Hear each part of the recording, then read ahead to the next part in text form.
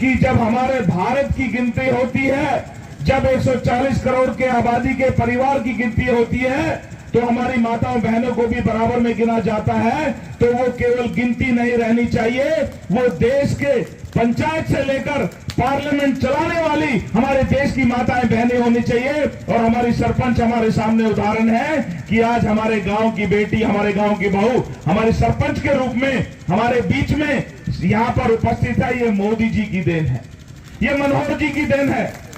और आज मुझे खुशी होती है जब मैं ये देखता हूं कि चाहे वो खेल का मैदान हो, अगर ओलंपिक गोल्ड लाने की बात आती है तो हमारे देश की बेटियां लेकर आती है।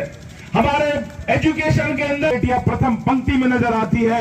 और जहां देश की रक्षा की बात आती है, आज हमारे देश की बेटियां हवाई जहाज जेट उड़ाती नजर आती है। ये मोदी जी के कारण से संभव हो पाया। ये हमारे देश के सम्मान और स्वाभिमान की बात है।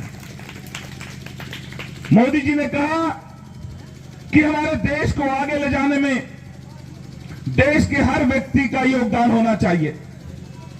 और आप सब इस बात के गवाह हैं कि देश जब आजाद हुआ तो हम अंग्रेजों से आजाद हो गए, लेकिन अपने देश में अपनी सरकार के गुलाम हो गए।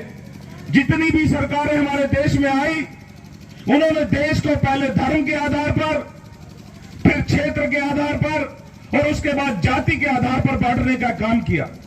लेकिन जब से मोदी जी प्रधानमंत्री बने, उन्होंने कहा सबका साथ, सबका विकास और सबका विश्वास से देश को लेकर आगे बढ़ेंगे। और मुझे आज खुशी होती है कि मोदी जी ने जो सोचा, आज वो सपना साकार होते नजर आ रहा है।